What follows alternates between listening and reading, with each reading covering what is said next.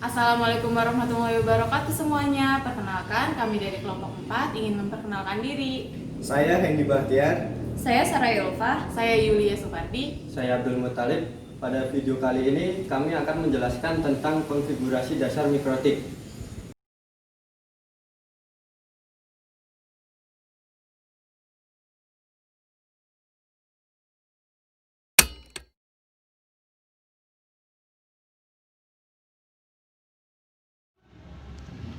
Pengertian mikrotik. Mikrotik adalah sistem operasi beserta perangkat lunak yang dipasang dalam sebuah komputer, sehingga komputer yang sudah terpasang tersebut bisa dioperasikan. Adapun komputer yang sudah terhubung dengan mikrotik berperan sebagai jantung network, pengendali, pengatur lalu lintas data. Jadi kesimpulannya, mikrotik adalah sistem operasi khusus yang digunakan untuk router. Selain itu, mikrotik juga akrab dipanggil dengan router OS yang memiliki fungsi handal dan punya banyak sekali fitur yang mendukung kelancaran network. Kelebihan mikrotik dari segi biaya. Tidak ada pesaing dalam kategori harganya. Dari segi fungsional, dibandingkan dengan D-Link, TP-Link, Z-Cell, dan router rumah lainnya, fungsinya sangat besar. Penting untuk membandingkan lebih banyak dengan Cisco, Juniper, dan perangkat keras dewasa lainnya, atau dengan sistem Linux atau FreeBSD. Saya tidak melihat poin dalam daftar, tetapi saya melihat bahwa Anda dapat menerapkan hampir semua keinginan dalam teknologi jaringan.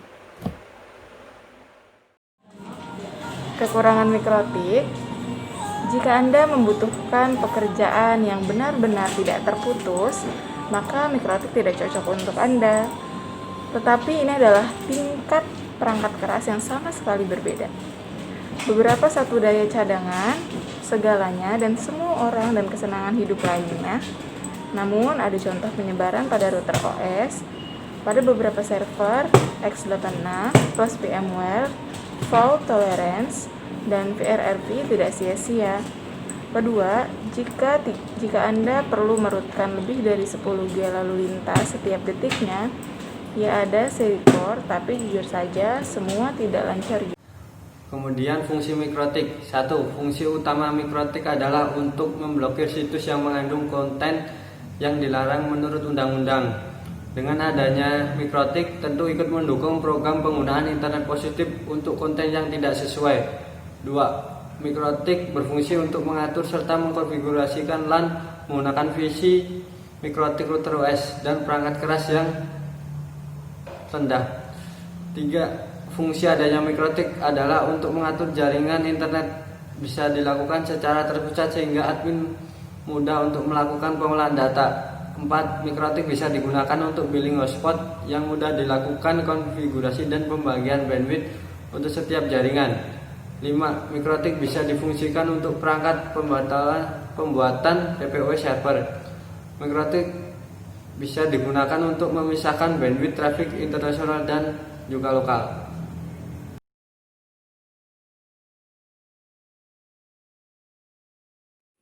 Pertama, masuk ke mikrotik dengan Winbox. Selanjutnya, kita akan memberikan akses internet ke mikrotik. Caranya, klik menu IP, pilih DHCP client, klik tanda plus pada bagian interface, pilih sumber internet. Jika pada bagian status belum seperti ini, maka permintaan IP dari server telah sukses. Setelah itu, klik menu IP dan pilih DNS. Masukkan DNS server, misal DNS Google, dengan klik 8.8.8 dan alternatif DNS diisikan 8.8.4.4.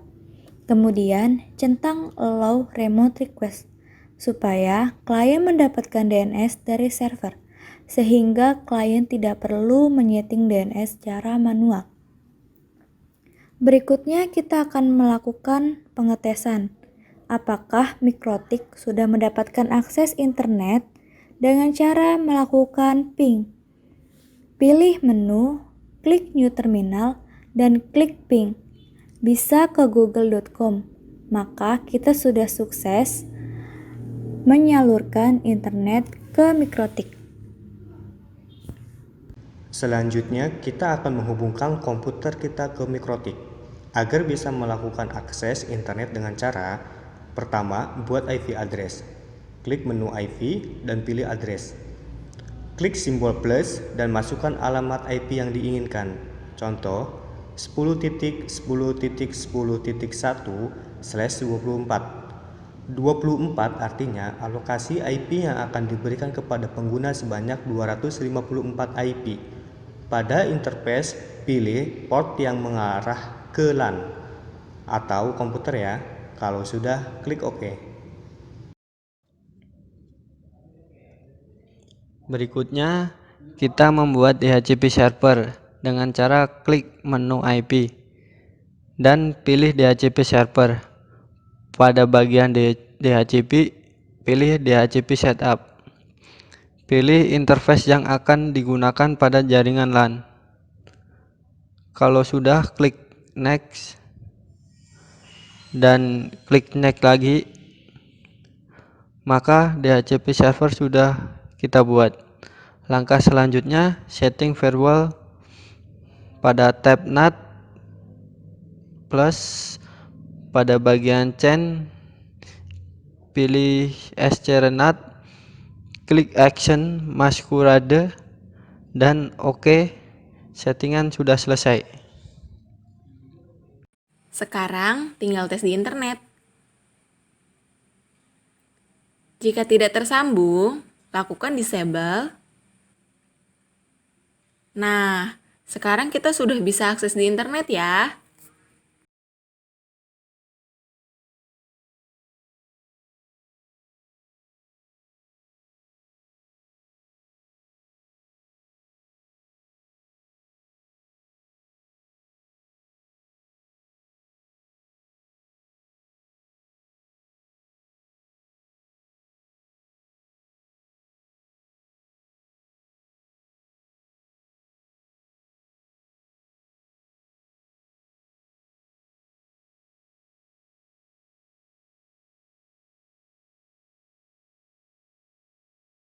Sekian dari kelompok kami.